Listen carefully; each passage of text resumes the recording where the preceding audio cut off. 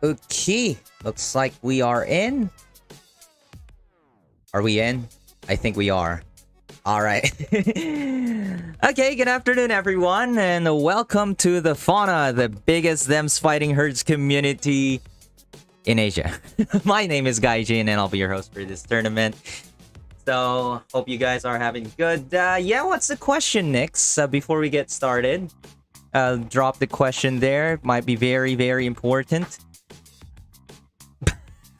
I forgot to change my name, and I didn't want to close the game. And anyway, for those, not for those, rather, we're having the 8th iteration of the Lambs today. This is a monthly tournament that we have for beginners to intermediate. This is an opportunity for players to get accustomed to the competitive scene while being matched against players around their skill level. Yeah, don't worry about my name. Anyway, pretty much this is for beginners and people who feel like they lack experience still to get more accustomed to the competitive scene. Needless to say, we won't be seeing names like Tailnik, Zakira, Jive, Hitsuji, Ryuko-sen in this tournament. So, no worries. But anyhow, we have 9 participants for this month's Lambs. Thank you very much for joining. We are following a double elimination format in which all matches will be first to 2s. Until, well, of course, we reach the finals, which will be first to 3s. So, by the way, if you guys want to see the bracket, I'm ignoring everyone that you talk to. But, just type exclamation point bracket, and then you'll have access to the bracket. You can check it right there. Anyhow, without further ado, I think we should get to them. Yeah, the Pixel Lobby. Oh, wait, why is the timer right there? We don't need that. Hold the phone. That's not right. I made a mistake. That's not the scene that I wanted to use. Okay, but it is time for us to get started. So let me call on these players. Where are they? Please, let me give the signal. Okay, Nix and Govrov. Let's begin. Yeah, the ping is quite iffy right now. Is black screen? Oh, wait, what? That ain't right. Why is it showing on my end? Hello? There it is, I guess. Maybe it was just having a little bit of a hiccup. I'm checking the stream. It seems to be showing now. Okay. Anyway. So here we are. Nix versus Govrov. I've actually never seen Govrov play before yet. But Nix finally getting into tournament. It's been a while since we've seen her hop on. So this is going to be nice. Finally seeing players play. Okay. So it seems like Govrov is going to be playing piano here. Oleander versus Tianho. And immediately, Nix goes for the anti-air. Unfortunately, unable to convert. But it is very crucial when it comes to this matchup that as Oleander, you try to maximize your ability to anti-air. Because she has so many ways to try to anti-air, basically prevent Tianho. Of course, pretty much controlling the space with chapter traps and projectiles. And maybe even teleporting like that. Looks like Nix does have the idea of anti-airing, at least with the usage of 2B. Or the crouching medium. And it seems like she's also getting a lot of mileage out of these teleport Ds. And look at that. That's exactly what we want to see Oleander would be doing this matchup. Not teleporting, but anti-airing. But you know, if it works out too, those those teleport Ds would be working.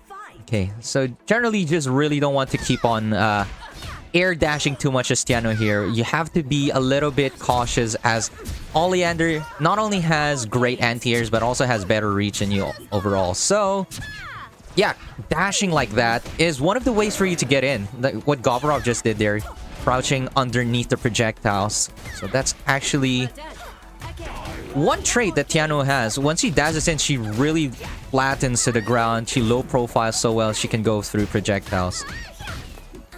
And if Govrov can try to utilize that more, he may have an easier time to get on Nix here. But immediate super could have possibly killed there, but it's all works out in the end as Nix got the hard knockdown and Govrov was not ready to block at all.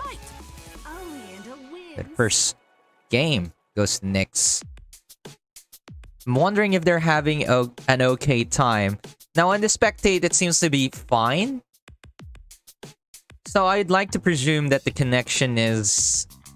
You know, the ping is high. So definitely there's going to be some frame skips right there and then. But at the very least... Stable-ish? It's laggy. Okay, never mind. There you go. It's Nyx telling us what's exactly happening right there. And this is one of the hard things that we have to face in the Asian scene. Given that, you know, we're a huge continent. And basically the distances and the weird internet infrastructure is also going to be a little bit of an issue. But nonetheless, we try our best to do our games. And look at this. As speaking of the best, Nyx does her best to throw out the much damage combo as she can right there. But I think it would be very handy for Nyx if she goes for a read. Once she gets those knocks downs, is really quintessential for Oleander to be able to get those magic stocks, as that's where she really shines the most. Practically every character shines very well once they have their magic, but with Oleander, the thing is that you have to manually build your magic with the magic button, so it's something you have to have active consciousness of doing. Just no match for me. Nevertheless, as long as Govorov is unable to have an entry on Nyx here, I think Nyx won't be having much of an issue. Right there. And dunks him right straight again. Okay. And Govorov's certainly trying to get an in, and look at that, finally getting a hit, but drops the combo right there. Okay, this is a good start. So the thing is, like, if you're unsure of like how to really do your combo routings, you don't really have to think of something long yet when you're starting to get started with the game. It's pretty handy as long as you have a good ender. Like, for instance, in Tianho's case, you might want to just at least learn how to end with a crash. And as long as you're able to do that, doesn't matter how much damage your combo is, you have a much better situation. It's something to get started with. Oh, but the 6D catches Nyx off guard, and actually Govorov able to take a round from there. And Nyx doesn't have much super meter. Now at this level of play, it's understandable we're not going to be thinking too much about the meter economy, but that's something that you will want to learn to take advantage of. Most especially in this case, Oleander really shines once she has spread out. It becomes really, really hard to deal with her. But right now, we don't really have to think too much of that. But certainly is one of the goals that you'd like to get to once you're trying to evolve your level of play.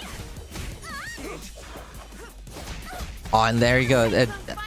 Oh, but the whiff super. No punish for Nyx there, fortunately. But the drop by Govorov actually allowing Nyx to take her turn. And look at that, the smite's really painful.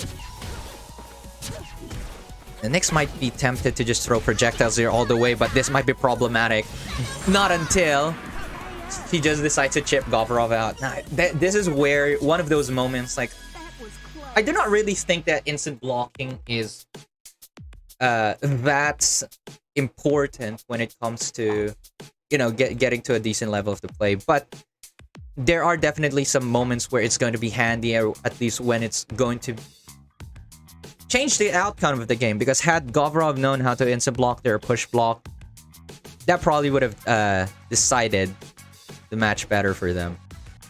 Or at least make it better for Govorov. Anyhow, that is the first game. Nyx takes it 2-0, and Govorov shall be moving to the losers bracket, and Nyx shall be advancing to fight EF Bait. By the way, you may get on and do your matches. I will get on the Pixel lobby, as we're supposed to be having our matches right over there. Oh wait, I've not yet entered the wrong room. Y Classic lobby. Earlier, Govorov was having issues entering the Asian lobby. So, this is why I tried to ask the players in advance. I tried to ask the players in advance if they were having issues with the Pixel lobby. Also, it's been mentioned before that some of the players were just generally having trouble with the lobby, even outside of the tournaments. So, it's something we had to take note of. I forgot to change my name. Don't worry about it. Anyway, it's time for us to call on the next player. So we have Ghosty versus Sienna. Okay. Pixel lobby. So I've called the two players. Hello. All right. Okay, so can we have Ghosty player 1? And let's have Sienna on player number 2. So if the name Sienna is unfamiliar to those who've been keeping track of our tournaments, Sienna is Electra. This is the name she's chosen now. So, I mean, she still uses the handle Electra, but I think to keep everything consistent, I shall be calling her Sienna. If I'm pronouncing that correctly, at least. I hope I am.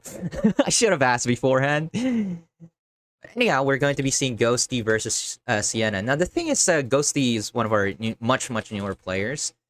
She's been picking up Paprika, but she's also picked at the side. She also picked up Velvet on the side, and Sienna does play Velvet. So I'm wondering if Ghosty might consider going for Velvet Mirror here, or maybe she'll feel comfortable sticking to Paprika.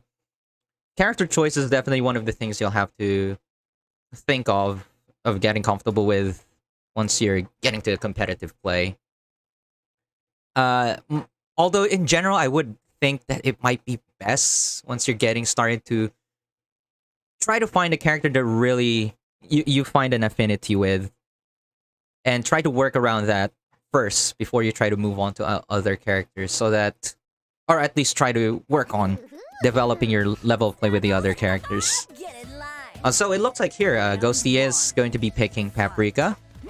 And she's at least definitely trying to play the neutral there. Just using standard buttons to try to get a reach on Sienna. And look at that. Already confusing Sienna a bit. Oh, but she ate her own fruit. That one thing though that to keep in mind, that the fruit, or the vegetable, I guess broccoli's not a fruit.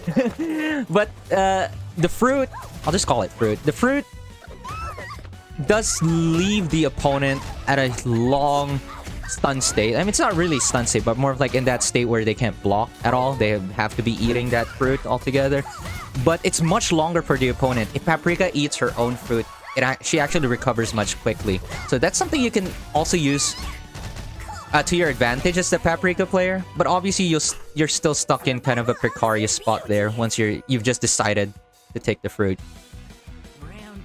Anyway, Ghosty did pretty decent damage on Sienna there, and pretty good pressure. Unfortunately, unable to close it up. Sienna was able to take it back. Sienna does seem to be having a little bit of trouble keeping Ghosty away. Very aggressive play as Velvet here. Now, personally, I think it may be very risky to play as Velvet like this in this matchup. But as long as you're able to find like an opening on your opponent with the basic mixes, like with the Shatter C or resetting pressure, I think it can work out. But right now here, Sienna's focusing on the zoning as she got the level 2 down, and Ghosty just struggles to deal with that altogether. Sienna takes game number 1.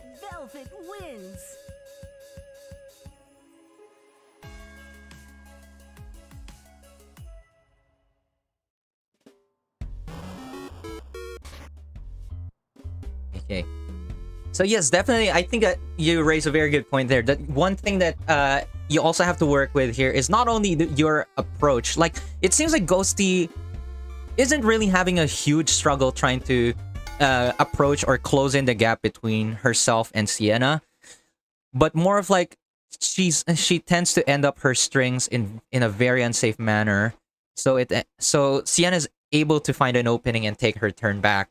It's something that you also have to think of. Like, once you get the offense, you have to think of how you're supposed to work around your block strings, because if you keep ending with the same block string, and most especially if it's unsafe, you just basically get punished for it and you lose all the momentum that you've had.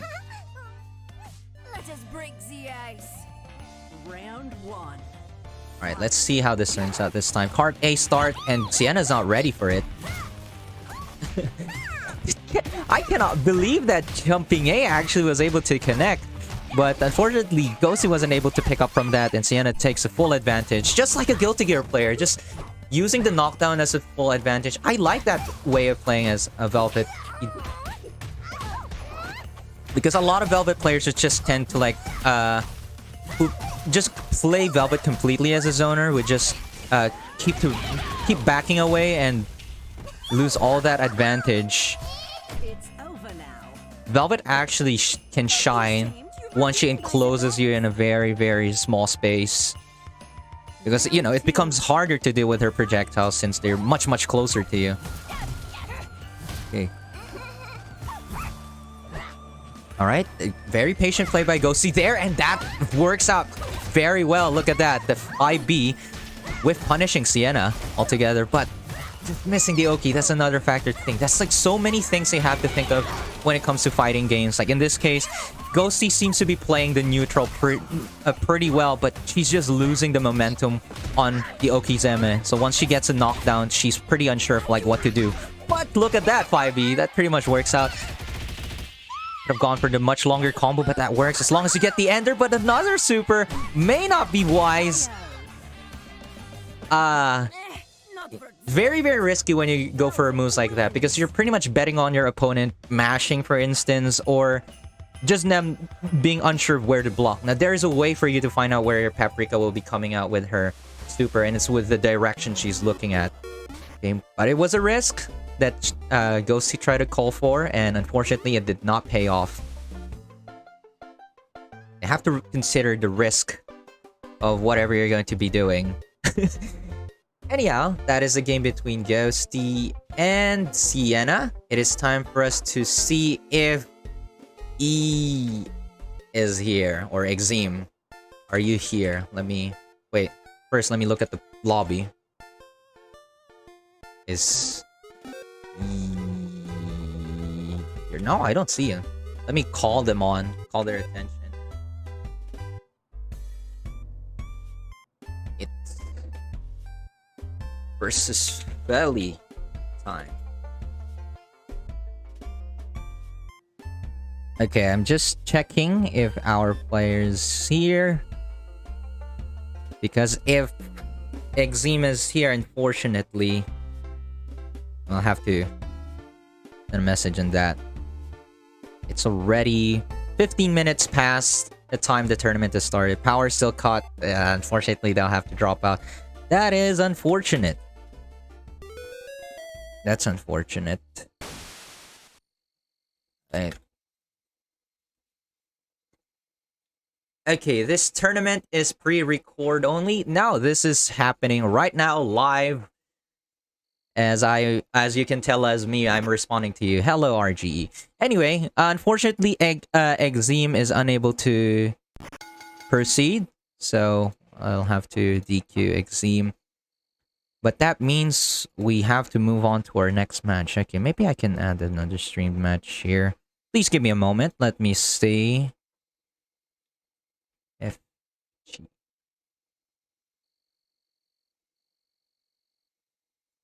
Nah, okay. And I think this will be fine.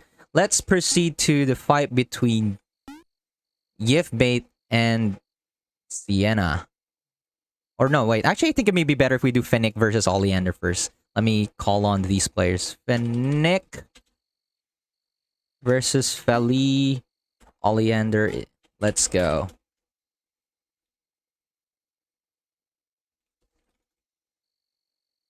Okay, we've seen these players before. So this is already round 2. Okay. Alright. There they are. They already seem to be prepared. So that is good. I don't need to call on anything further. Yes. There's a registration for our tournaments. If you are interested in keeping up to date for our events, please join our Discord server, which is down there in the link in the chat. Or if you don't use Discord, maybe you can just check Twitter instead. But either way, those are where events are announced. For now, though, let us look at this match between Fennec and Feli Oleander. I do recall Fennec and Feli Oleander having a match in the Fauna Wednesdays, and Feli was actually able to take the game 2-0. So I wonder if Fennec will have a way to deal with this time. And it looks like Feli was the one who found the opening first, utilizing the teleport to their advantage, but just becomes too greedy in reading, and Fennec punishes Feli for that. 2-2D, but that whiffs altogether. But Fennec wasn't able to take a full advantage of that one. So one very Ifa thing when it comes to mirrors is you have to remember the fact that both of you have, you know, exactly the same range, exactly the same tools. So that means what you have to work around here mostly is the ability to take the magic, and of course the space where you both where you would feel comfortable. In this case, there's much more heavy emphasis on the magic between in an Oleander mirror, because again, you manually have to build that magic yourself. So generally, once you have that magic, you have the advantage in the match. Although in that round, Fennec was able to take it without any stock of magic. Look at that, a 5B starter. To be very careful, think about which buttons you're going to start with. Oh, and what a good teleport there that Fennec. So one of the standard things you'll have to think of as Oleander is utilizing teleports with your spark, because that's usually how you're able to divide the attention of your opponent. Throwing out a projectile, keeping them focused on that, and then teleporting to catch them off guard. Because generally if you just teleport in raw, there's not much to gain. And look at that, the teleport by Fennec. Catches Felly. Wasn't able to finish it up, but Felly is very, very low right now, and Fennec could just decide to chip him out. Okay, never mind. There you go. Gets snagged. A perfect KO by Fennec. Looks like he is going to take the run back from the Fauna Wednesdays. The tournament right now ongoing is only for beginners to intermediate. Now, we do include the word intermediate because, unfortunately, if we only enclose this to beginners only, we don't have enough players.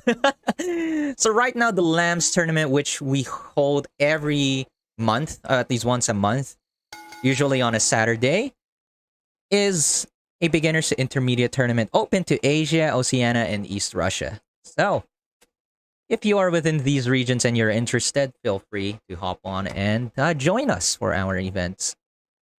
Though we do have some events that are open to all regions, and I shall be making an announcement regarding one of those later. And how do I learn it? It's in chapter 34. You're a slow reader. Ready? Alright, here we go. We are now at game number 2. Both players back off, and Felly decides to go and take read immediately. Fennec seems very comfortable throwing out slow projectiles. Now, while it does have a little bit of the pressure, I think you would really want to work on that kind of momentum if you have magic. Because look at this. Felly can just maneuver to that very easily as, you know, he has stocks of magic. He can just teleport in. So sometimes, so in this cases like this, you might want to work with fast projectiles as well. Or at the very least, be careful when you're throwing out these projectiles, because as long as your projectors are floating out there, you can't throw another one. And look at that. This Rex. You never had a chance. Fennec on that one. Round 2. Fight. Look at that. Confirmed with the 6B. But Felly just seems very comfortable just going in with raw teleports, and Fennec is not able to handle this. I think Fennec may want to be very, very cautious, or rather conscious, of how Felly is just opting out to teleport. So that's one of the things you have to keep in mind when, you know, in every fighting game. Try to keep note of the habits of your opponent, how they try to get in on you, and try to respond to that, or at least call it out. And look at that. A nice block by Felly right there. Being very, very cautious of the overhead. Blocks it and properly punishes Fennec for it. Oh, but it seems like Fennec will be trying to take it back. No level 2 for Fennec, however, so decides to read instead. Felly decides to go for the raw super and gets punished by Fennec right there. But it's not enough. Oh, Felly just goes for the raw super yet again. Oh, tries to go and reads in front of Felly. That's pretty, very, very brave. Very, very risky. And was able to get a read off there. Has to be careful by the teleport. And this exactly. That's what happens right there. Felly closing it up, taking the game. Had a chance. Player 2 wins. Again, generally, at this level of play, I mean, even a higher level of play, because it's still one of the stacks, or at least one of the things that they can do to mix you up or catch you off guard. But generally, you have to keep an eye on Oleander having magic, or at least when she tries to build magic. you want to prevent her from building magic as much as possible, but it's not that easy. So as long as she has that stock of magic, you have to keep an eye of like if she goes for a teleport. Going for raw teleports in is actually generally unsafe. So that is an opportunity for you to, like, for example, anti-air Oleander. If she teleports in the air to you, if she just goes behind you, you can actually generally like hit her 5A. Or if they're the risky type of players, they go for the teleport D. It's something that you can block and punish afterwards. Okay, look at this. The Nick having no stock of magic, and look at that. See how Feli is able to use their own magic to their advantage.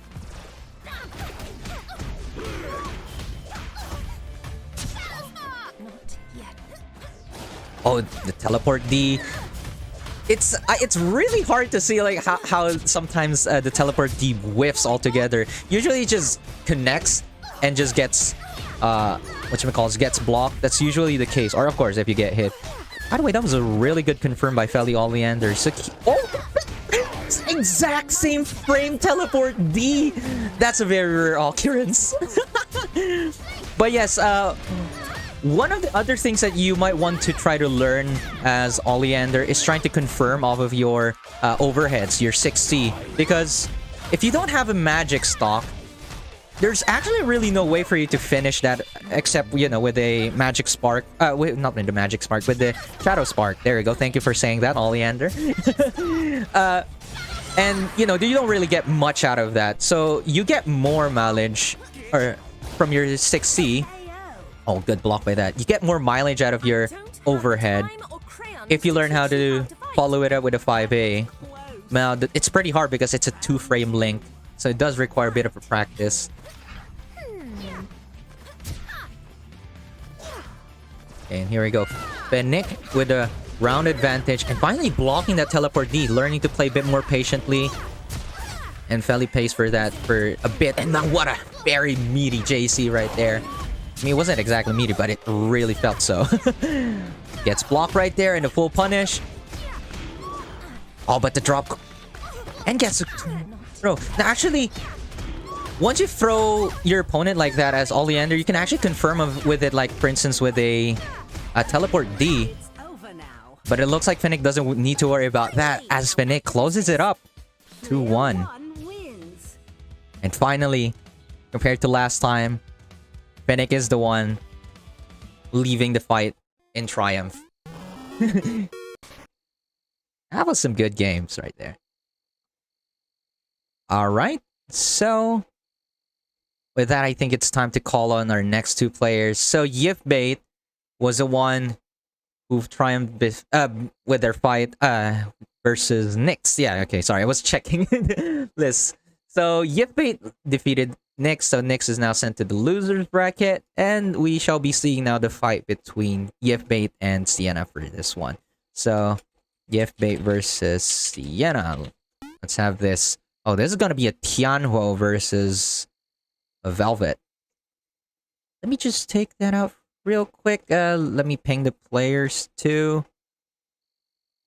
Yifbait and Sienna. You two up.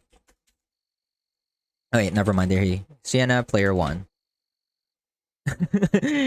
Hello, all of y'all.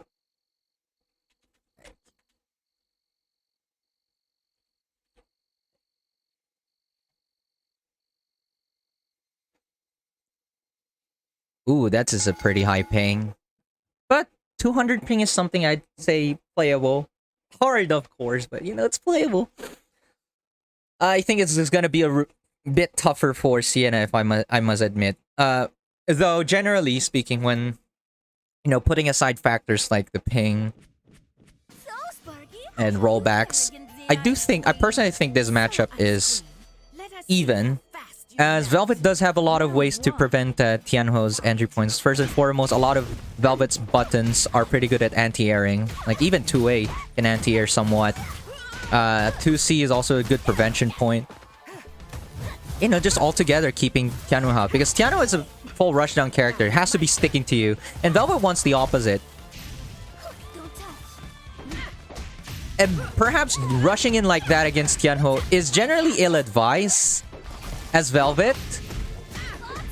Because more so of the fact, like, again, Tianho does really thrive more once they have you up close to them. So, I think it might be much better, or to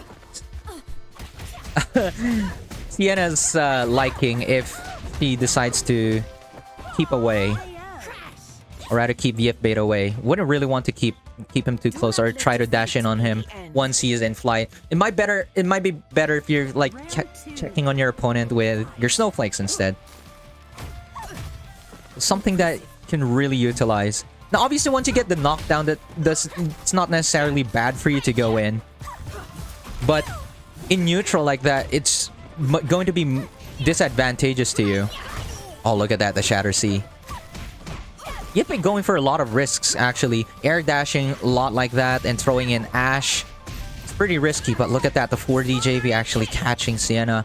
Like, so one thing to keep in mind, that after 2C, after Tianho goes for 2C, there's nothing else that can be followed up except an overhead. There's no more low options for Tianho.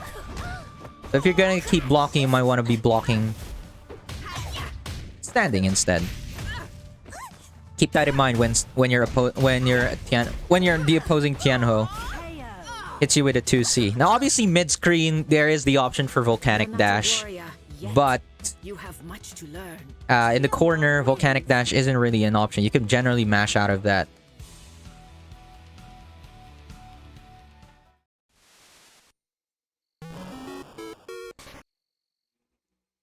So yes, Tianho is indeed a character who not really thrives, maybe that's too much of a strong word, but Tianho definitely is a character that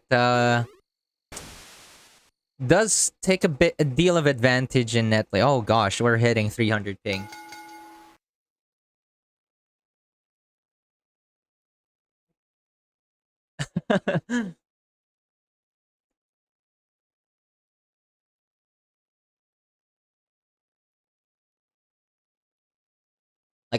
If I were to Velvet in this situation, I'd try to work around with like sniping Tianho's super jump flying, because that's one of the temptations of Tianho's. Like, see, like what's Yip-Bait's doing here. Just try to capitalize on them trying to be too focused on doing super jump flights like that.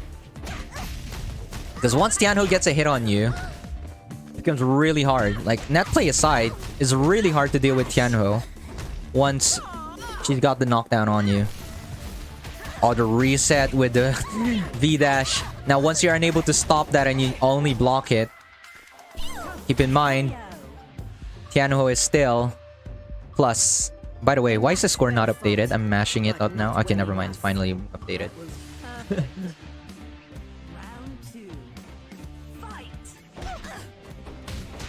Like, you might want to... It might be also tempting to catch you opposing Tianho off guard by dashing in, but you maybe have better mileage keeping Tianho away, using the projectiles as a hard thing for Tianho to deal with. Now, the thing is, like, as a Tianho player, I can tell you for sure, it's very tempting to just super jump against Velvet's projectiles, most especially in a high ping. And that's something you have to keep note of. Like, put out the projectiles, be prepared for the Tianho to super jump, because that's the only space for them to really work around. If they phase on, deal with the projectiles, they have to dash block it. Okay. Sienna was so close in killing Yip-Bait, but Yip-Bait seems to be going to be ending it right here. V-Dash, going to reset it. Drops a combo, but Sienna wasn't blocking at all. There you have it. Yip-Bait takes it.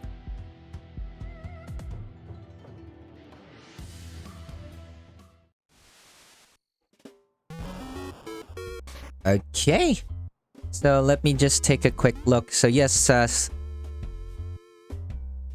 I understand it's definitely gonna be hard to deal with high ping, but I played in that ping before, and there's definitely ways for you to deal with that with Tianho. Not saying, of course, that it's that simple. No, it's definitely not. But general game plan for Velvet is against Tianho is really to use the distance, because that's where Tianho doesn't really have anything to work with. She can't do anything once you're full screen away. And obviously, you don't always want to be full screen away, but once you're throwing out those projectiles, Piano has to try to squeeze in and find a way in.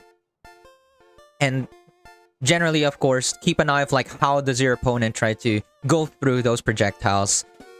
That's what you have to keep in mind. And basically try to cover that space. So if with a super jump flight, you may want to throw a snowflake or just 6A when they try to descend. Or if they're the type who like to use super jump B dash, just block it and then anti-air. Now, of course, I didn't mean to put it simply when I say just block it. Block the V dash if you can.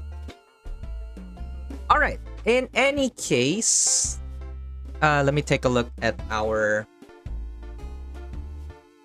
Wait, what's the stream order? Okay, actually, it is time for us to go on a short break. We are going to be moving to our top 4, and we're going to be starting with loser semi once the break is over. So I implore the players in bracket N, Sienna versus Arnab, and Feli Oleander versus Nyx to get started with their matches as soon as possible. Okay. So we're gonna go on a break, 5-minute break, but I'm not gonna do the usual leave the the screen empty for the break. I will instead use this time to make an announcement. Okay, so wait, let me just switch the screen a little bit quickly. Where did the TFH game go? No, that's not it. Okay, yeah, there's the countdown timer. Where is it actually? Hold on. All right, here we go. So, yeah, I understand a lot of the times that react to Tianho. What happened there? Hold on, let me take a quick look at that.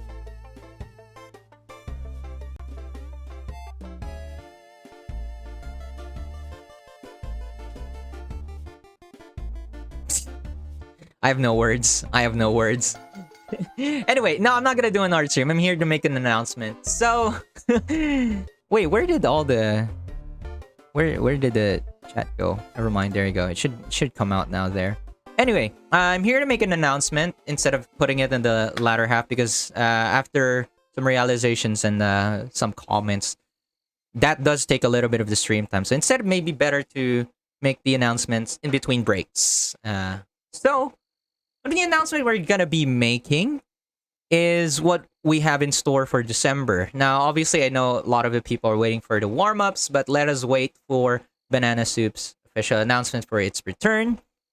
Because until then, we don't really have any major events happening in the fauna right now. But for December, we're going to be opening it with... Well, we're just going to be opening it with the Fauna Wednesdays, the bi-weekly ranked tournament. Registrations are already underway, actually. So if you want to register ahead of time for the first tournament that we have in December, you can go ahead and register now. It's right there in the link. That is on December 1st at 9 p.m. Korean time. This tournament is only open to Asia, Oceania, and East Russia. However, that is not all that we have for December. Why December? Well, bi-weekly. It's already November 20th. So the last bi-weekly we had was on November 17th. So bi-weekly, that's December 1st if you look at your calendar. Don't make it weekly. You want a weekly tournament? We'll look into that. We'll wait for a bit more of demand because with a turnout of the players for each bi-weekly, it's pretty hard to have a weekly tournament. It does induce a little bit of burnout. That's why we turned it into a bi-weekly in the first place. Anyway, before I lose time, I want to make an announcement that that's not the only thing we have for December. Next month, we are bringing back Prairie versus Rain, the TFH crew battle.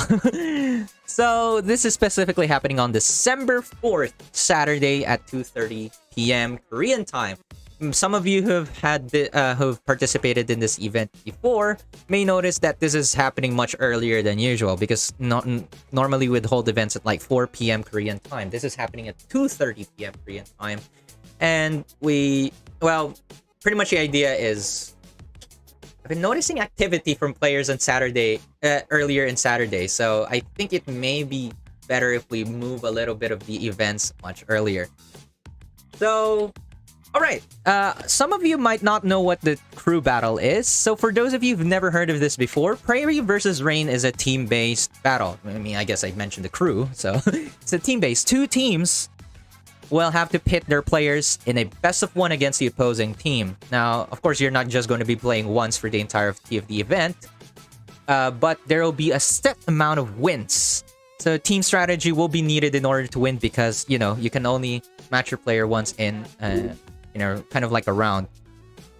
It's pretty iffy to explain this, but basically the first team to get a set amount of 1 matches wins the entire event.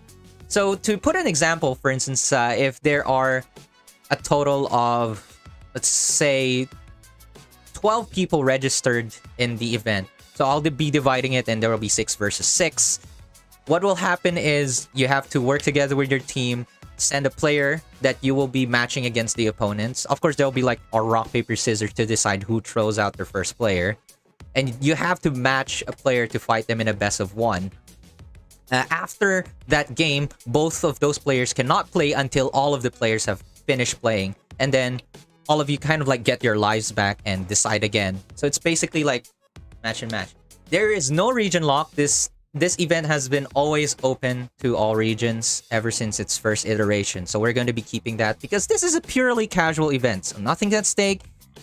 So whether you're within Asia or from North America, maybe in Europe, you are free to participate. Just expect high ping. And maybe the thing is, you can also work around high ping or maybe low ping as part of your strategy in deciding the players to match with your opponent. So keep that in mind. Again, more information on the smash.gg page. Prairie versus Rain will be held on December 4th at 2:30 p.m. Korean time. So make sure to join the Discord to check that out as well. Anyway, that is enough time. I think we should get back to our matches. So let's take a look here. Looks like the people in the losers bracket are already finishing up their fights. Let's just find out and wait and see. What are the reports? If anything, a little unfortunate that Exim wasn't able to come back in time, but you know, it is what it is. Okay.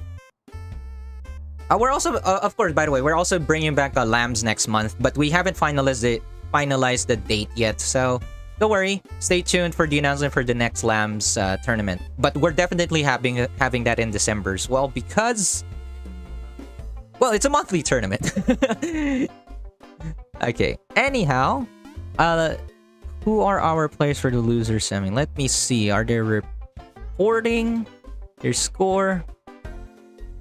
Because we need to proceed. Sienna versus Arnab. Everyone else who has their fights, please report your scores. Okay, and I would like to thank CADP Gamer for helping me out with TOing this, or rather organizing the tournament, the backside with the brackets. Thank you very much for your assistance. It's really, really helpful. Yeah, by the way, everyone, it's pretty hard to handle a lot of things when you're commentating and streaming and, you know, also handling the brackets. It's a lot of multitasking, so it really helps when there are people who are able to help out.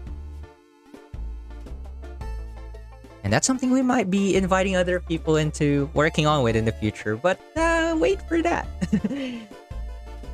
Okay, so right now, okay, it seems like the fight between Feli, Oleander, and Nyx ended up to Nyx's favor. No, rather, Feli's favor. And Sienna versus Arnab, Sienna was able to win it out. So we're going to be seeing Sienna versus Feli, Oleander. Now, let's have them two already. Sienna versus Feli, Oleander. Sienna, player 1.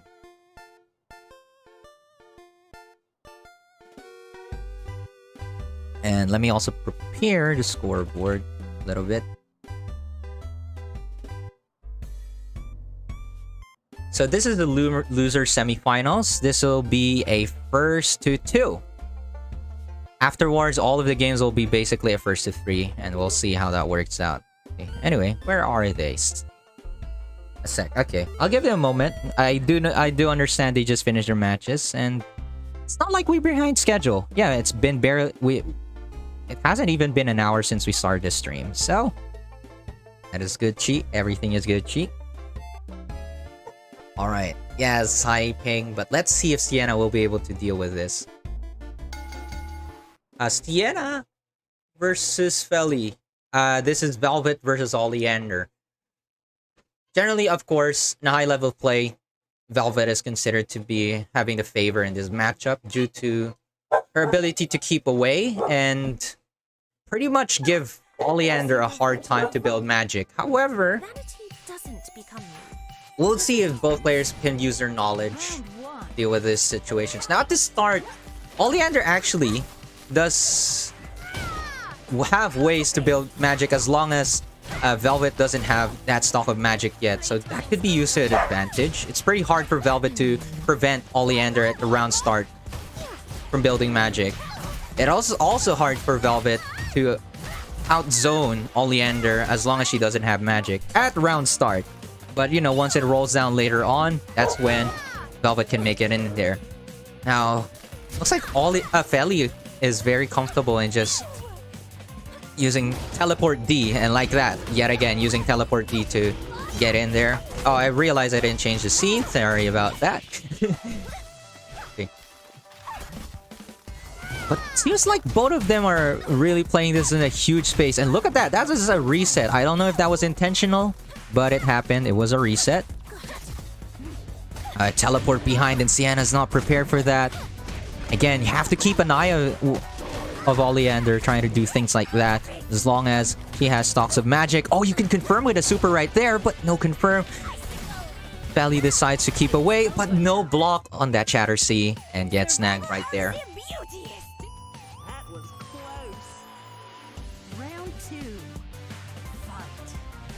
Let's see here. Oh, and backdash canceling it with an icicle. Proper usage of the spacing right there. Oh, but just never prepared for that teleport D. Have to be very, very careful in that, and not just always blindly throw projectiles while, you know, putting out icicles once Oleander has a stock of magic. That's usually their opportunity to get in on you. Oh, very aggressive play there, and realizes unable to close out the space, so moves back. I think that is wise. And look at that, now the aggression. Oh, had not the drop there, could have cancelled to level 2, but the accidental reset yet again, and the Shatter C could have killed it at any time, but decides to go for 2 American resets right there, and able to snag it. There we go. First game goes to Sienna.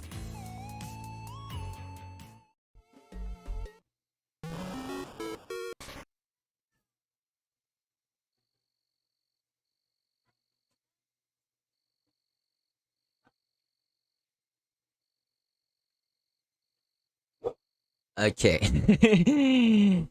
Here we are. Moving on to game number 2. Again, this is only our first to 2, as this is a loser semi. Now, the thing is, Feli Oleander is always able to have a way to get in. Like, Sienna's not really dealing with the teleports generally well. So if Feli is able to capitalize on that and maintain the pressure, I think Sienna would be having a bit of a struggle here. But if Sienna becomes hyper aware of those teleports, Feli may have to really think about how to get in here. Throwing out the Icicle A like that at the start of the round doesn't really cover much space, so you might want to opt out for like Icicle B or Icicle C. Maybe even try to TK that so it becomes at the lower level. Oh, but look at that. Wake up, 2B. Works out. Oh, tries to chase as Velvet. Really intriguing. Concept of play here by Sienna. Extremely aggressive. Trying to rush down. There's no palm here, by the way. There's no palm in my end.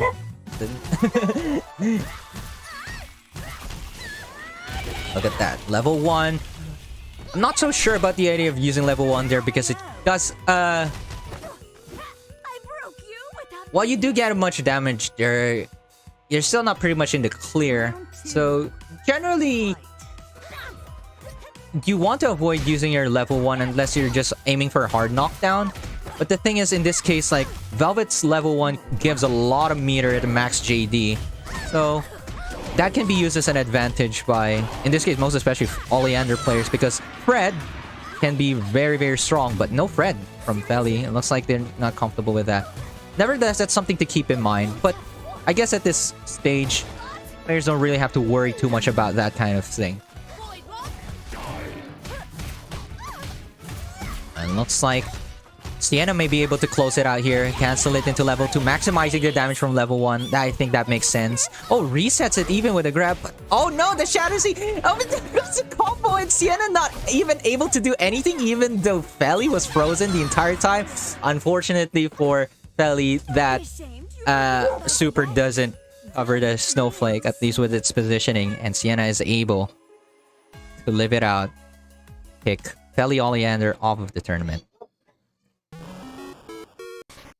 Okay. And that means Sienna will be moving to the loser's final. Let's find out between Yifbait and Finnick who will be sent down together with Sienna. So let me just transition that real quick.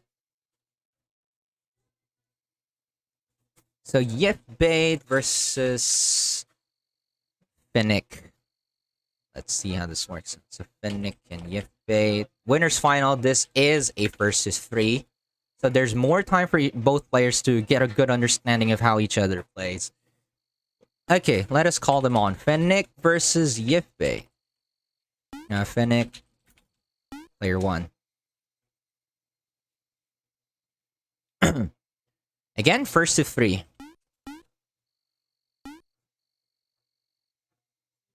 Oh wow, and they have a pretty good connection with each other. This is actually going to be pretty good to see.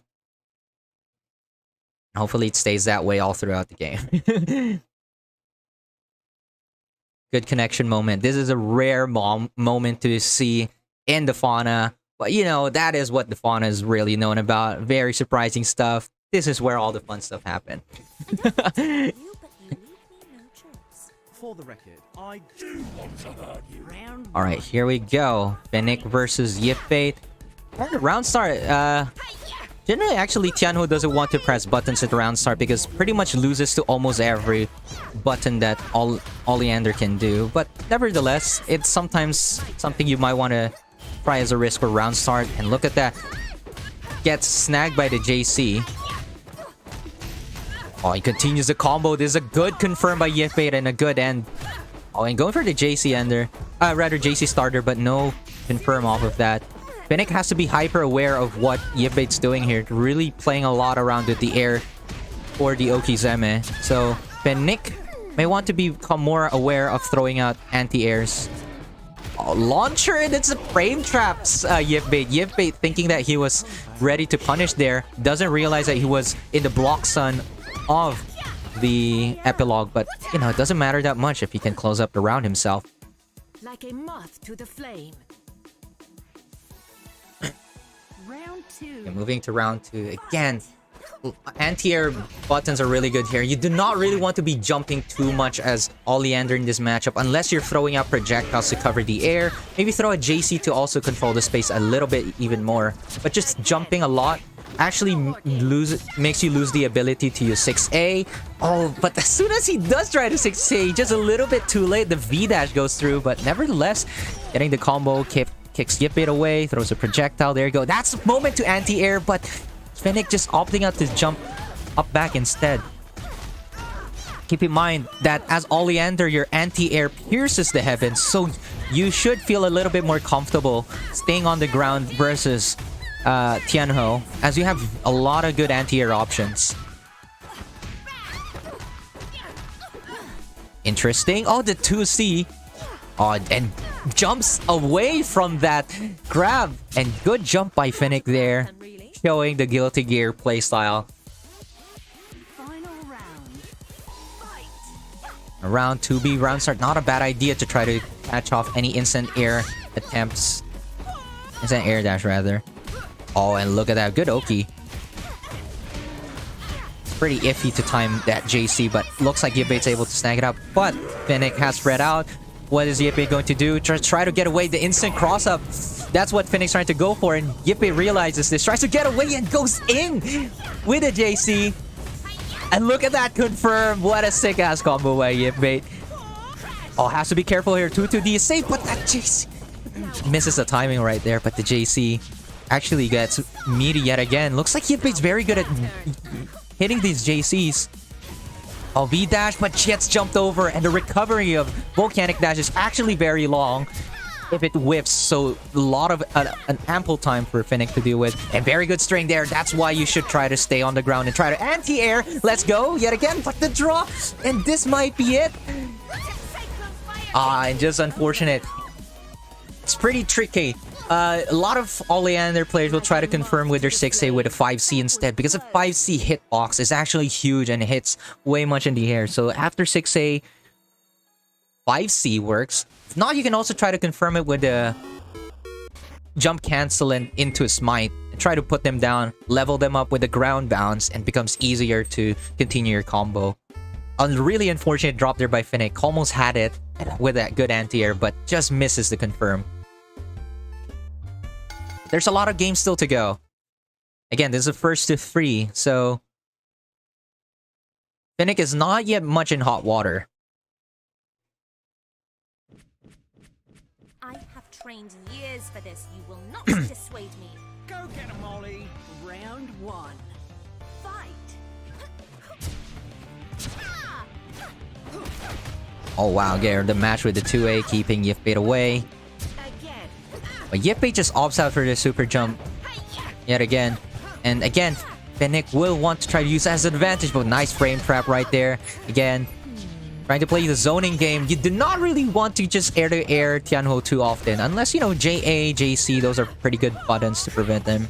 But if you can help it, you might want to just fight out Tianho with your anti-airs. Look at this. Yippee just going for a lot of hard knockdowns, the type of playstyle he's going for. Good confirm right there, Crash. Tries to 3D, no punish. And no punish there as well. Both players not able to punish each other's move, but this is going to be a kill.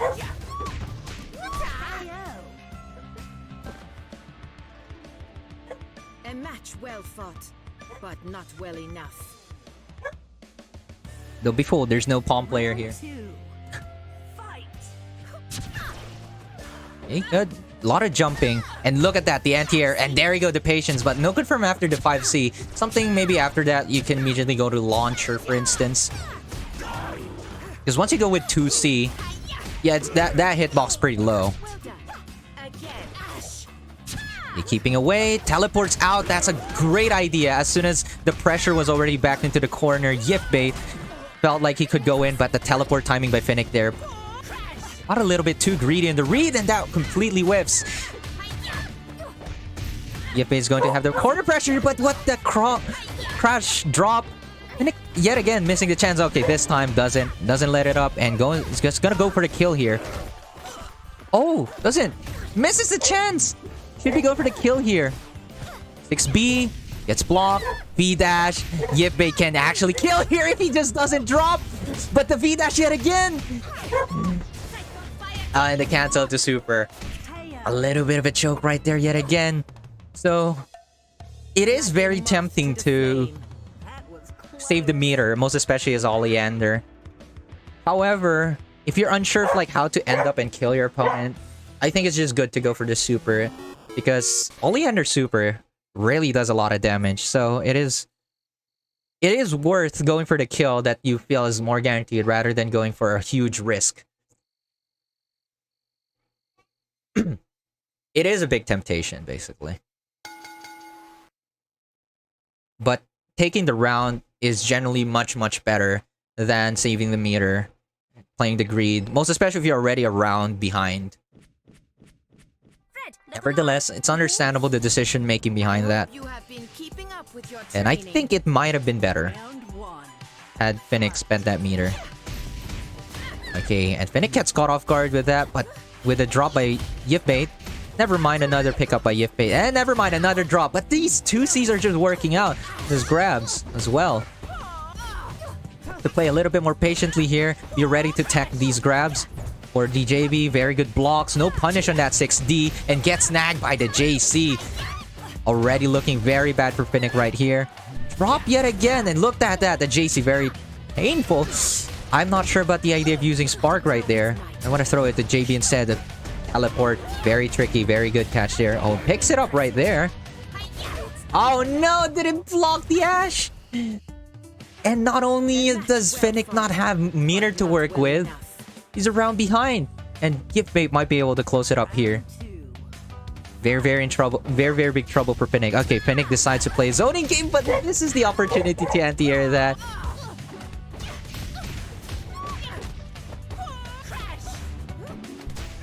Oh wow, whiff JC into a low. Hard knockdown. What's the pressure? The 4DJB. Yeah, it seems like Yipbait really likes to opt for that 4DJB as part of the mix rather than go for 2A. But let's see. What's for the next? Oh, drop. Oh wow, just grabs that and actually could kill here if he knows the routing. Just goes for the super right there. Level 2. He had the meter for it. Good awareness. And that's a kill. Wow. Great confirmed there by Yifbait. It's really good if you're aware of your meter. Because, like, if you could jump into level 2 like that, makes it a lot easier for you to end your grab combo with a kill.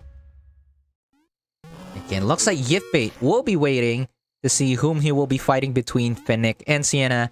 But he is sitting in the Grand Finals throne right now with a winner's advantage. So he may be feeling a little bit at ease right now.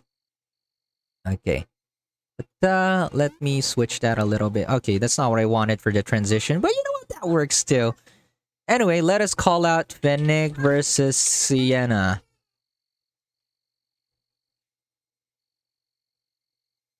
These two players probably don't know each other. This may be their first time fighting each other. It's just a hunch. I don't think they've seen each other before. You know. However, yes, this is going to be yet again... Okay. Oh, what's happening? This is going to be yet again an Oleander versus Velvet. Oh, wait. Oh, Finnick. Okay. Sorry, forgot to mention that. Okay. Finnick goes to player 1. And let's see how this goes. Stable ping. Of course, this is to be expected. But yes, these two players, you know, apparently, obviously know each other very well. I think they pretty much play on a regular basis with each other. Of course. So I think this battle is going to be a lot heavy on their knowledge check on each other because, again, they're familiar with each other. So the tricks that they generally work with is not going to be that executed pretty much. So we may be expecting like weird layers here, like people, them already going for a tricky gimmick. And that is to be expected if you have already a good knowledge of your opponent. Otherwise, you know, they'll be playing it a little bit more safer. Which they aren't right now. A little, very hyper-aggressive play here by Sienna. And it seems like, you know, he seems very comfortable with that. Finnick also comfortable with just blocking and teleport D to confirm off of that. Oh, but the spark throw right there makes Finnick loses their turn. And the reset with the 5D. And that's another pressure reset point. Like, Velvet isn't only able to reset pressure. Oh, the instant block. But yeah, Velvet isn't only able to reset pressure with Eruption, but she's also able to do that with Snowflakes. And that's why it's pretty hard for Oleander to deal with this. Round 2. Fight. Tries to anti-air. Interesting round start option against Velvet. Again, that's why I think this is pretty intriguing, because going for anti-airs is not really common. Or rather, jumping as Velvet round start against Oleander isn't really common. There's very little to gain from that. Good 5C, but no confirming from that. The double JC is something that Sienna's not prepared for. And Finnick still opts not to use that. Oh, tries to do an instant cross-up with that, but misses it. Nevertheless, catching Sienna off guard still. Throwing slow projectiles to try to get into space. Now, one thing that Sienna can actually do to deal with the slow projectiles that Finnick is throwing is just to throw a snowflake at it. Or at least throw a snowflake to the sky so that you can basically nullify the pressure that your opponent can do here. Oh, look at that. No confirm, unfortunately. 6B, cancel. Oh no, just the... What? That was so ballsy. Just after blocking that string, goes for a raw Shatter C? That was close. Wow. I can't believe that worked. And unfortunately, Finnick does try to go for the desperation. Not confident that he would be able to instant block or survive the chip damage. So, tries to throw a super, but gets denied by Sienna.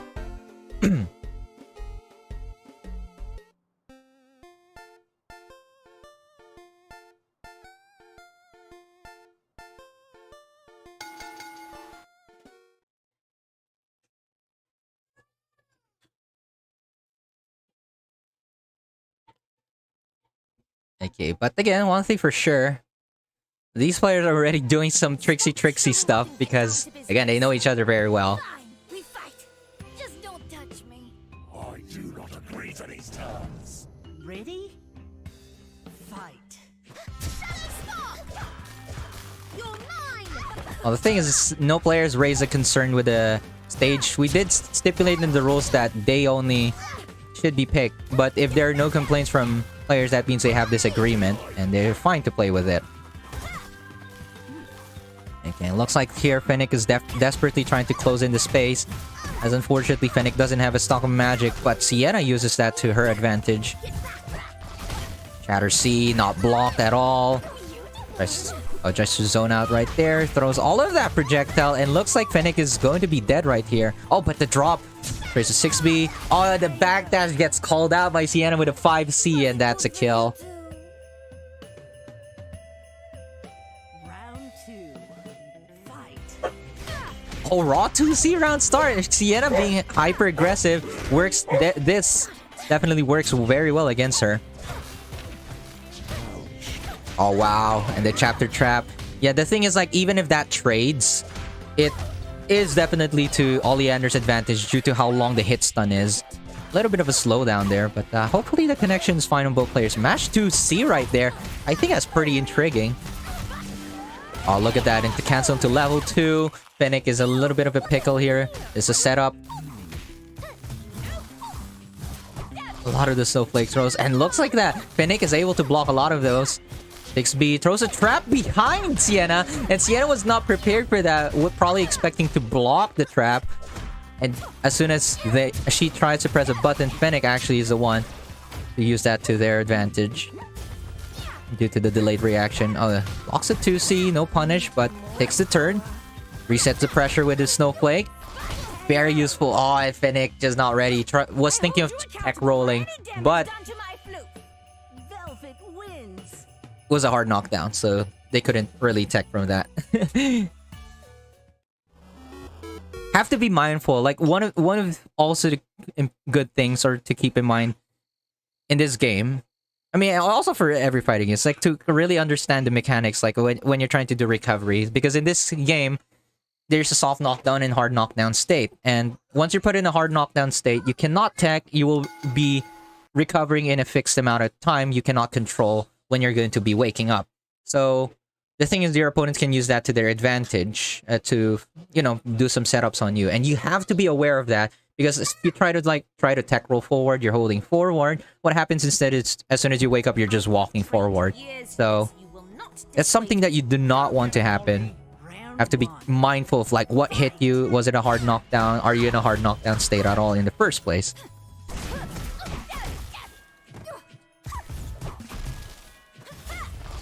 Oh, look at that, evading the 2C with the Shatter C. Interesting. Tries to Shatter C meaty. I'm not sure what you could achieve with that, but gets away with it nevertheless. No Socks of Magic to prevent Finnick's build-up of magic, and as soon as Sienna tries to be aggressive, ill-advised, but oh no, the teleport gets called out by Finnick's mash on Wake Up. Snowflake in and dashes in just like a Guilty Gear player. update the scores? Or what? Why is it never updating there? I'm mashing update finally. Okay, thank you for the point out. I swear I'm mashing it. It just doesn't update. You have to mash it so many times to update. Anyway, look at that. And good use of eruption, snowflake to negate. Good use of snowflakes to negate the projectiles.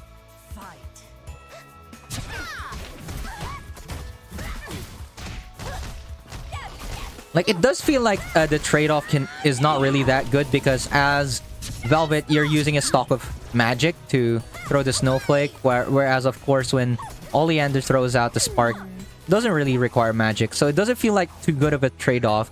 But two things to keep in mind is, firstly, you do want to relieve yourself from Oleander's pressure in the first place.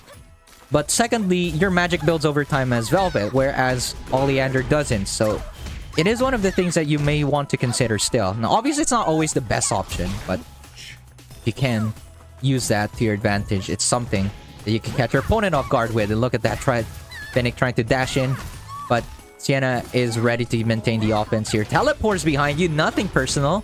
It's caught there. I'm a friend on the other side.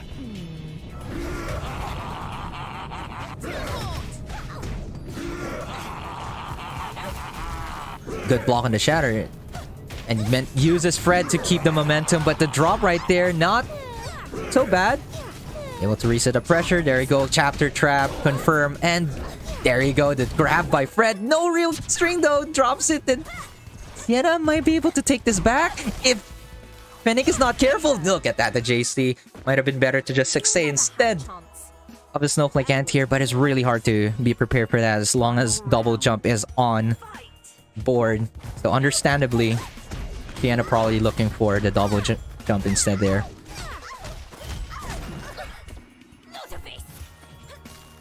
Okay, tries to chase Sienna with the JC, but gets snagged by the icicle. Have to be careful there. Oh, the JC yet again, but good blocks by Sienna. Seems like she's seen this situation a couple of times already, knowing how to deal with the JC double jump into JB rather, double jump into JB. But looks like Phoenix is going to be in trouble here. Level 2 does have a chance to get out of here still, because Phoenix does still have life. Has to just be careful. And as soon as Phoenix gets a hit here, he may be able to take this. There's a reset, and there you go, catches it, and even confirms it with the 2-frame link. Fred is out. Now Finnick does have a chance. Teleports behind. Closer to the trap to reset the pressure. And there you go, the JV finally working out this time, but the drop, it resets. Oh, Fred is going to be out soon, so maybe going for the reset. Maybe the wise idea gets caught by the DP. Oh, this could be anyone's game. There you go. Finnick takes it. And Finnick, still clinging on to dear life, is now 1-2 and is still not out of this.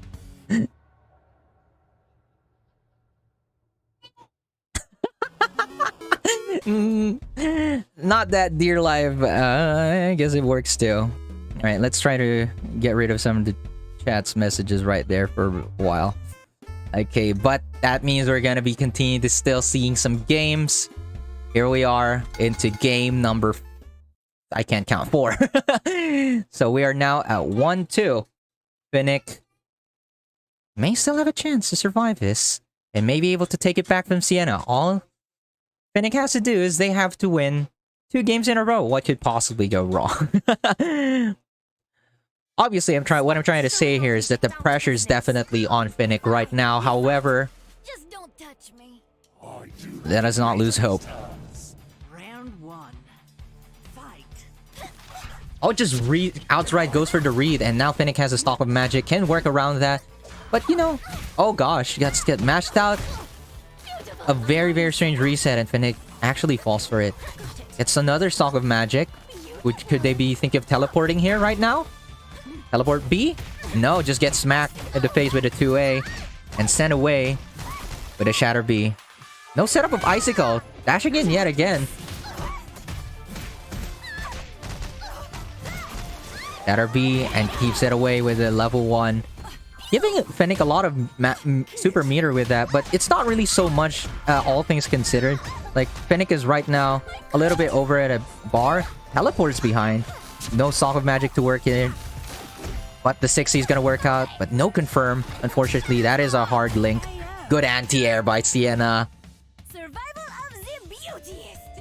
But Sienna has no meter to work with for this round, so Fennec may be able to take this around still. Will Fennec have to resort to Fred for this one if they do get the chance? I'll look like that. Snagging those hits.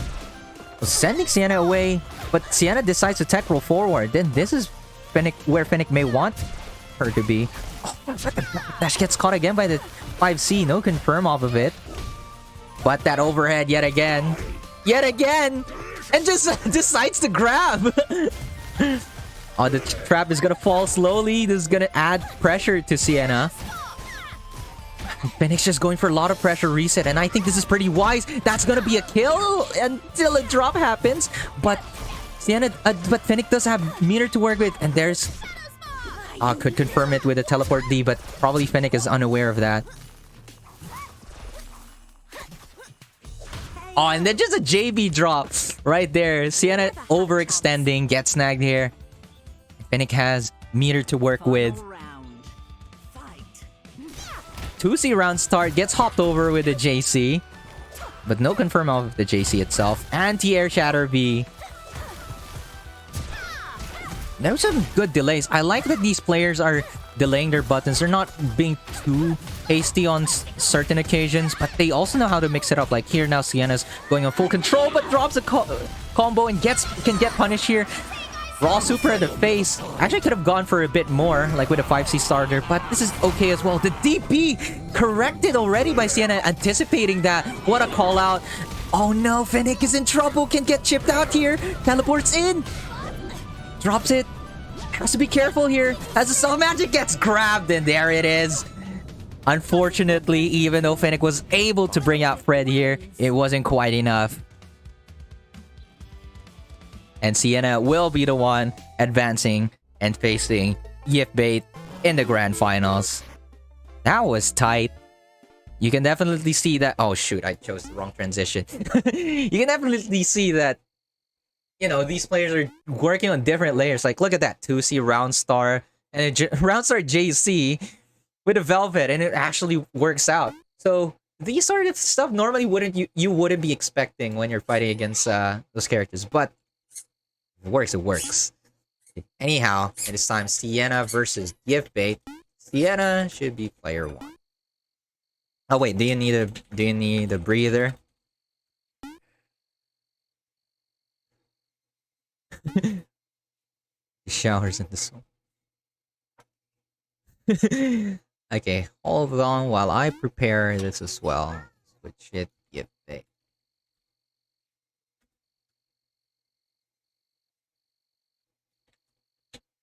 What? Velvet is scam. Guys, just kiss already. What is happening? Velvet is a scam? Is that what we're getting from this?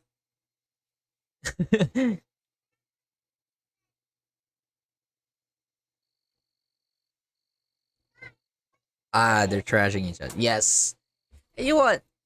That is fine. That is the way of life. Anyhow, I think... I mean, it should be time for us to get started with the grand final. So let us have these players... well, as soon as Sienna is ready, actually. Sorry. Anyhow, I'll take this minute again while we're waiting for both players to be prepared. I'll take this minute to once again announce that we are having the return of the crew battle, Prairie versus Rain, on December 4th, Saturday, and that'll be happening at 2:30 p.m. Korean time. So if you want to register for that, registration is right there in the chat. The link is found there. If you're unaware of what the crew battle is, that is a team-based battle wherein, you know, players will be grouped into 2, and they'll pit their players in a best of 1 against each other. So purely casual, open to all regions. Sign up if you're interested. let's get started. Gift bait, get out of training mode. And face Sienna already. Thank you very much. Okay. So here we are. A little bit of a hyping. We've seen this fight happen earlier in the winners, not the winners, in the round 2 of the winners bracket, actually. Yeah, no, that's the winner's side. And Yibbe was able to take it 2-0 against Sienna. Let's see if Sienna has finally adapted to pick up some notes on how to deal with Yibbe's play here. I hope you have been keeping up with your training. Okay, that doesn't seem oriented to the center. Sorry, let me adjust that a bit. Okay, it looks like a good start for Sienna here. Already snagging a combo. A little bit of a drop, but that's not so bad. It's fine. Able to take the space. Yibbe seems very comfortable jumping around, and Sienna may want to deal with this. Not by jumping, but by throwing out a snowflake, for instance. Oh, gets crossed up by the JC. This is problematic. Hard knockdown. Is it a V-dash, Oki? No, just goes for the grab. I would have gotten grabbed there. It tries to fake out. Oh, and as soon as Sienna tries to cover the space upwards of her, Yibbe is just right in front of her. So this is a little bit of the shuffle. Tries to go for a reset with a crash there, but doesn't work out. Tries to maintain the pressure with a snowflake, but mistimes it, and the Shatter A actually ends up being unsafe. Good mash out by Sienna, calling out the V-dash, but unable to reset the pressure quite fine there. Like, after Eruption, you are indeed plus, unless, you know, your opponent instant blocks the Eruption. However, if you try to dash in or like go for a 2B, you're likely to get hit if your opponent mashes out. You might want to opt out for like a 2A instead. Okay, hard knockdown yet again for DJB. No, goes for the grab and keeps Sienna mid-screen. It's like what we see from Tailnick. Going for that. Shatter A will wake up. Probably not what Sienna wanted. Good air grab by Yibbe there. And a confirm with a 6D. It's actually really good. Something I don't do myself. Good block on the V-dash, but trying to go for a button afterwards may not be always the wise decision, as again, Tianwo is plus on block after V-dash.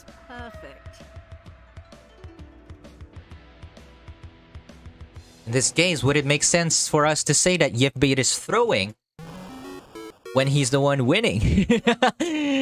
No, don't worry about it. I know what you meant. Like, you know, grabs, throw. Yes. We'll throw you until you learn to break it. That is a good point. So the thing is, that's generally one thing everyone should keep in mind in fighting games. Like, even if something is generally considered or deemed unsafe, like top players would tell you, oh, don't super jump too much as Tianho, it's not safe. But the thing is, if your opponent is having trouble to deal with it, do it anyway. Keep going for grab Oki. It doesn't do much damage. It's not that good. And whipping grab is pretty easy. You get punished for it. Your opponent can't tech grabs. Keep going for it. So keep in mind of those things. Like, there are things like that generally considered not good because there are generally better options. But you don't always have to go for the so-called better options because people will just expect those supposedly better options if they're always the best. So you gotta work on what your opponent cannot expect as well. Gotta have the JC. That's one of the tricky Oki stuff. But if you try to throw snowflakes or just learn, if you learn how to anti-air in these situations, you'll be able to deal with this.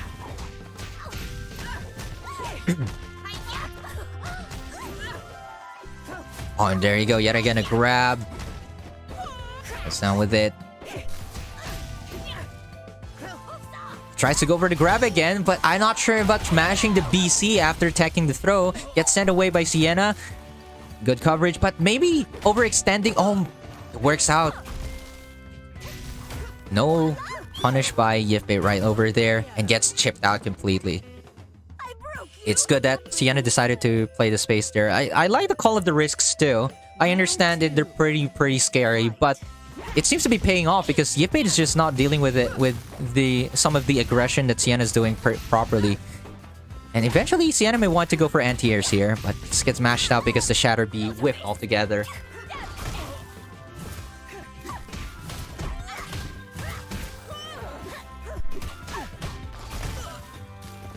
Right, throws out the snowflake, keeping Yibbe away. Goes to dash in an anti-air, but Yibbe completely evades it. Tries to reset. So the thing is, like, after flight like that, it's not really a true string, so you can go for anti-airs if you expect your opponent to be trying to... if you expect the Tiano to try to continue dashing in on you. Like, canceling to flight is never real. And good kill there by Sienna. Finally taking a game off of Yifbait, showing that Sienna's already adapting and picking up on what to do against Yifbait. So, it doesn't seem as lopsided as the one we saw in round 2 in the winner's side earlier. There we are, it's 1-1.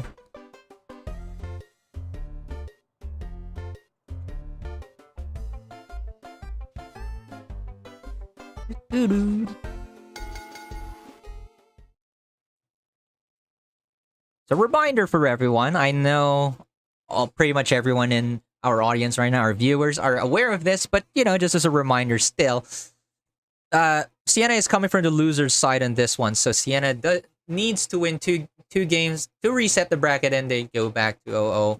And we'll have to win another set in order to win the tournament. Yifbait, on the other hand, currently right now just needs to win 2 games in order to win the entire tournament. Oh, and gets smashed out right there. Yes, the bash is unsafe on block.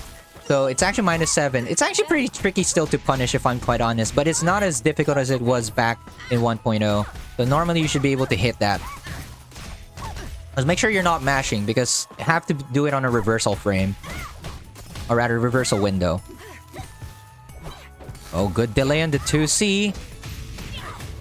But gets V-dashed, and now hard knockdown to the corner to a meaty by Yifbait. Definitely showing that he's mixing it up. But Sienna is all prepared for this. Shatterbee keeps Yifbait away with the level 1 and might go for a pure zoning here, covering the space. But maybe overextending with a jump forward and an Ash Oki. Completely evading that 2A. DP to call out! Wow! Actually calling out the volcanic dash with a magic eruption. Good stuff by Sienna there. That definitely would could never be a misinput or just an accident, because there's no other input for Velvet that does a DP motion backwards with a magic button. So that was definitely a call out by Sienna. Good stuff. But right now, that cool stuff might not be enough if Yifbait has the upper hand right here. Soft knockdown in the corner. Still not opting to use any of the super meter. And even fakes out with a 4D. And look at that. Sienna gets a hit here. Cancels to level 2. Got some magic stock. Will probably go for the setup. Drops here. Oh, but Yifbait decides to tech roll. And it's very, very iffy. I generally don't think it's a good idea to go for a tech roll after still being stuck in level 2, because you're just basically resetting your JD. And look at this. Yifbait is having trouble dealing with Sienna right now. We might be seeing a reset over here, because Yifbait is definitely struggling in this fight.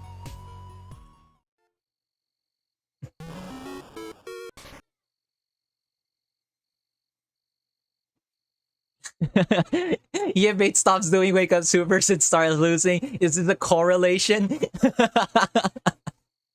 The only way to win is actually to go for those. Alright, root for your players. I want to hear everyone's idea right now. Like, obviously right now Sienna may be on her way to reset the bracket, but who do you guys think is going to actually be our Lambs graduate for today? If you think it's Sienna, you might enter 1. If you think it's Yifbait, enter 2 in the chat. Go on ahead and do that. Let's see what everyone thinks.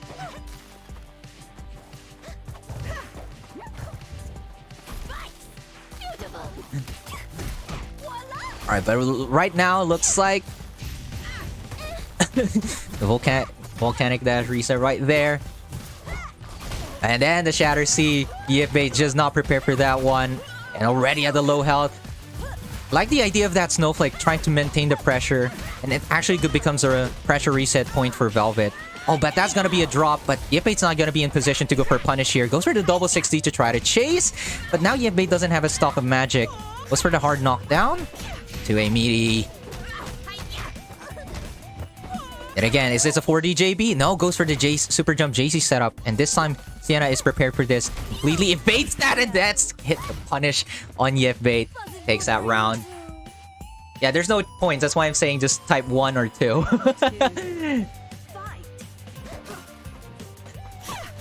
Alright, oh, what a grab there by Yifbait.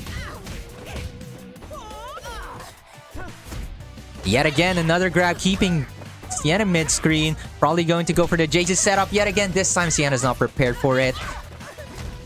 Goes for the crash yet again. Oh, this time, that JC is not going to be in time to be a meaty and get smashed out. Is this a level 2? We're going to be seeing it. Yes. Yifbait's now in a bit of a pickle. Go for the double shatter, see? Very ballsy. Just slides underneath. Pretty safe there, V-dash, but Sienna was already jumping forward. That's not going to hit at all. Shatter A tries to bash a little bit late. You might want to be bashing once they're supposed to be calling out that move, but look at this. Level 2. Is he going to go for the hard knockdown immediately? Nah, he's going for the Ash. And combo down here. And here we go. Soft knockdown. What's the mix? The JC, regular stuff that Yifbait is going for. Sienna missing the opportunity to deal with that yet again. You actually have time to anti-air that. They have to be mindful of this. Okay, game point for both players. And both of them have about 1.5 meters. Sienna's definitely slightly ahead of the meter economy, but that's not going to be much of an issue if Yifbait takes the first hit. Or rather, gets the first hit. Drops the combo, however. Shatter C, safe distance, and now Sienna's trying to cover space there. But decides to go defensive suddenly. I think that might have caught Yifbait off guard. This is what I mean when it's really good to mix it up. Because you're trying to cover space, then suddenly moving into the aggression. It's something that contradicts each other, and it is a way to catch your opponent off guard. But that 2C attempt on trying to go for meaty, maybe not the wisest idea there. Drops here, tries to brawl around here. That's a very risky maneuver. But Yifbait's just gonna be going around that 3D, and the reset with the Ash. He may be able to go for the kill here. Level 2 is on board. JC, JC, JC, JC, and a bash for the kill. Yifbait now putting himself at match point as well. Or rather, at least just one game away for winning. Now at 2-2, we're at a tight situation. Will Sienna be able to reset the bracket, or will Yifbait actually close it up right now? We're gonna be finding it out.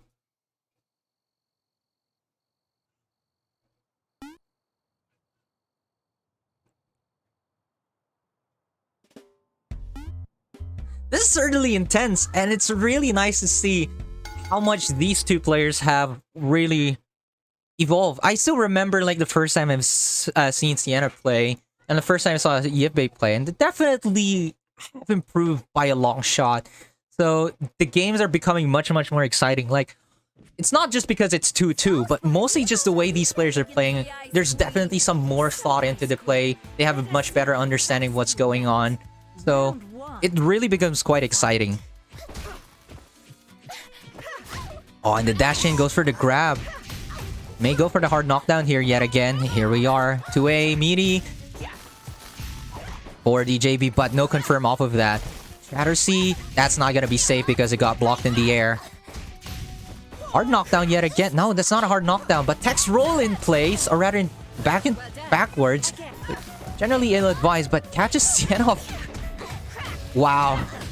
That little tidbit of space to volcanic dash in, that definitely would have gotten me too. And yet again, the JC setup. Again, you generally have time to anti-air that. Or if not, you can throw out a snowflake as well. So you have to be mindful of that setup. Or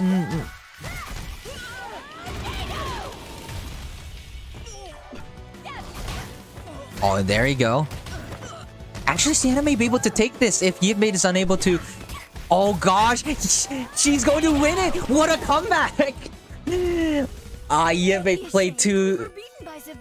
Oh gosh, the way Yifbait was playing there was just a little bit lackadaisical. So pretty much Yifbait lost the momentum, and Sienna trying to take advantage of that. JB, that's a good way to prevent that Tiano, but it's really hard to convert off of a JB. So one of the strings that you may want to work with. Yet again, the JC, but Yifbait accidentally goes for the bash, probably trying to go for the air dash JB, forgetting that he already used the air dash. Gets the bash instead. Iffy, what is that? The JC in the front blocks the volcanic dash and gets a hit out of it. Yipbait is sent away. Oh, the aggressive play by Sienna right here. Shatter C not ready to block it and confirms. No, a little bit of a drop. American reset. They go for the 6A here. Snacks with the snowflake. Oh no, the 7D gets caught off guard. And Yipbait's gonna go for the level 2 right here. You have to. This is gonna be... It's actually possible to kill here, but does Yipbait know the routing? He drops, goes for the try to chip, but no, you do not want to mash after your volcanic ash gets blocked, because that is a completely unsafe. You are you're minus after ash. So one of the things you can just really do there is 7D if you want to be safe. But then again, that also can be called out. So the RPS only goes to that part. And with that, ladies and gentlemen, means we're going to be having a reset. So the advantage that Yipbait had earlier is now null and void. Yipbait also has to win 3 games in order to win this tournament. But same goes for Sienna.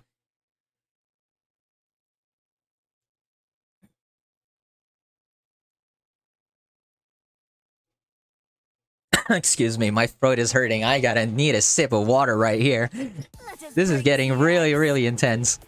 I hope you have been keeping up with your training. Round 1.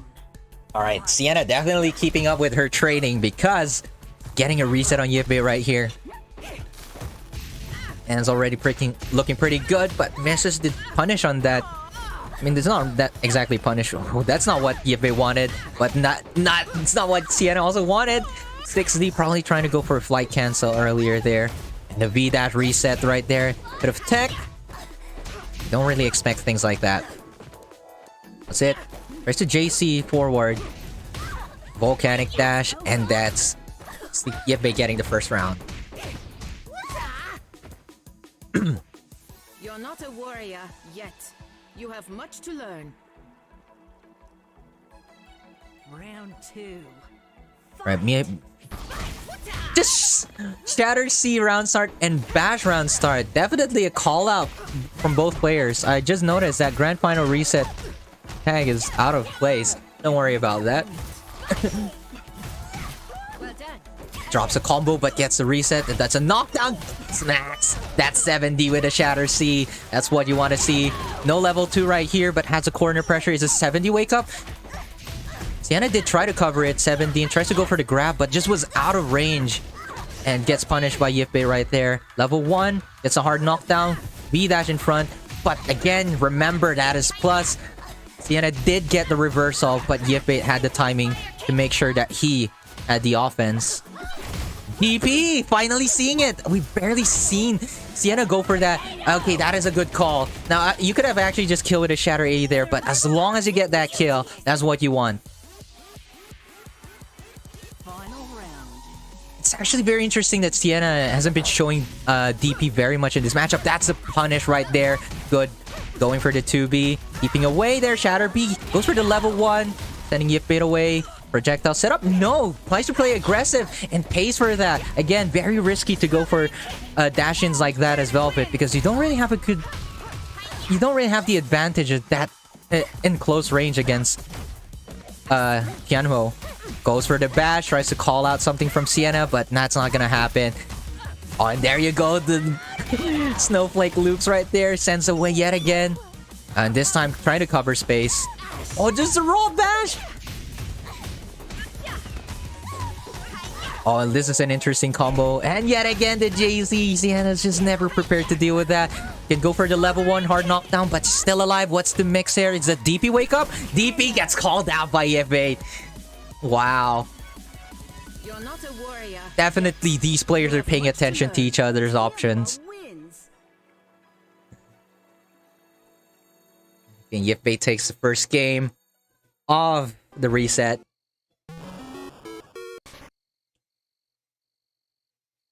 Again, there's still a lot of time to work with. We saw this happen as well in the grand final. Basically, Yipbait taking the first game. But Sienna able to roll it out with 2 games in a row.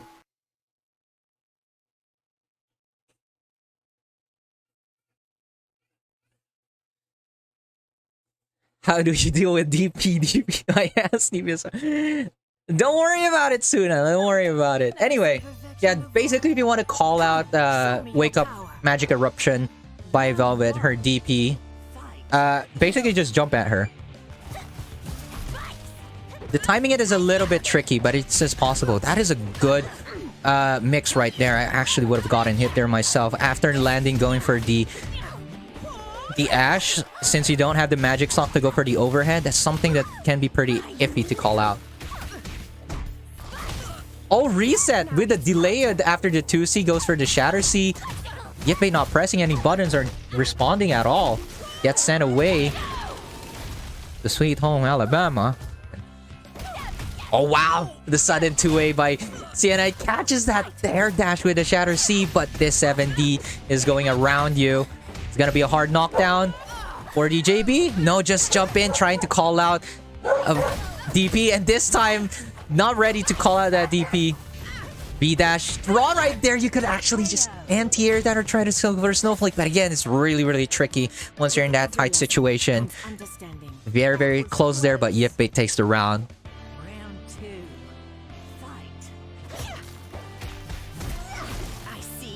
Shatter C yet again.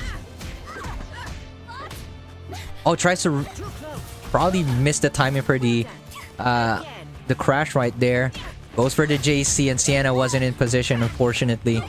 Super jumps like that, you might just want to decide to disengage, throw at a snowflake to cover space. Air tacking is also pretty risky versus Tianho. With a snowflake. There you go, trying to cover space, but wasn't prepared for Yippee to be in her face. This is a level 2, and actually, I think this is a kill, basically. There you go. Doesn't even need the second meter. Yippee winning 2 games in a row now.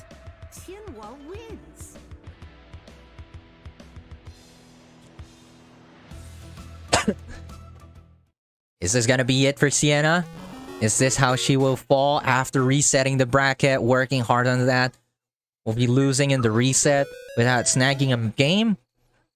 Or maybe she's just building it up. Moving on to game number 3. Hopefully not the last game for Sienna.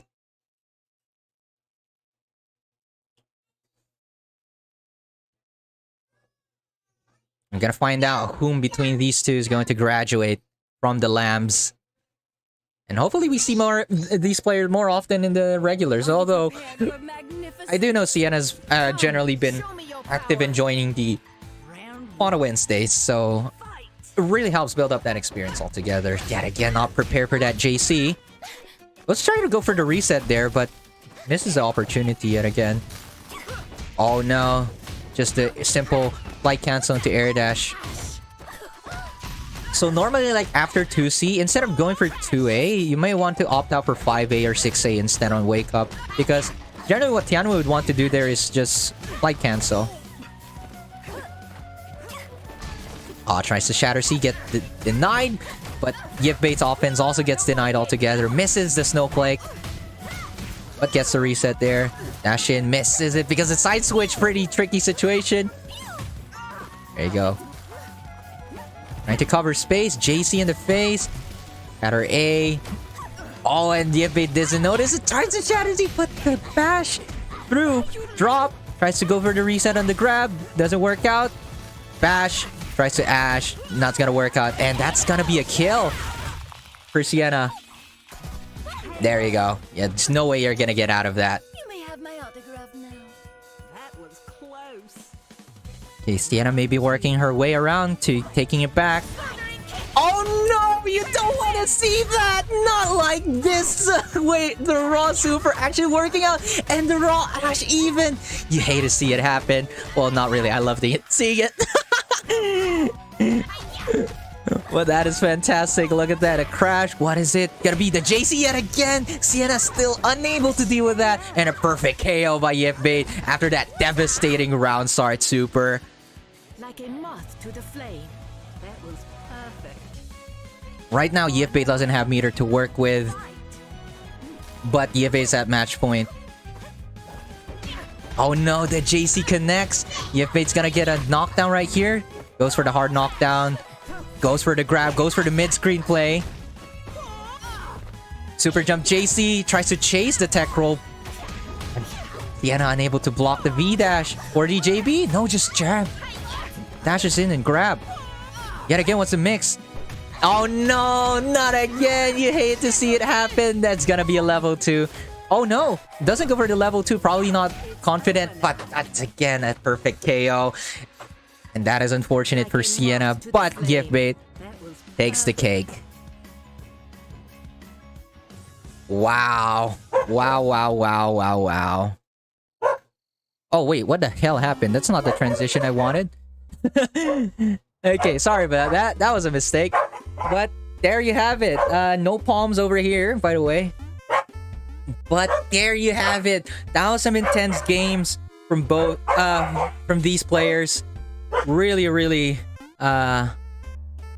great stuff from these players. However, Yifbait, even after the reset, Yifbait decides to go full Saiyan right there and goes for the straight 3-0. Even snagging a round win with a round start super and gets a perfect KO out of it, and even moves on to the next round. The momentum. Wait, what's happened?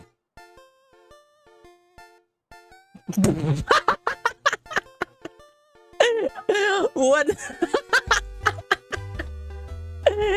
Don't read this chat, too late. I read it. Anyhow, that was some interesting stuff. Oh gosh. Oh gosh. Okay. So let me just okay, I have no words for that. But let me just update the bracket and show everyone what's happened in the bracket so that we can have a closure of today's tournament. So wait, that is if I can open the bracket. Please give me a moment. I'm trying to open the bracket and show off the ending to this tournament. Okay, I seem to have it. Let me just see. Where's my OBS? There we go. Bracket.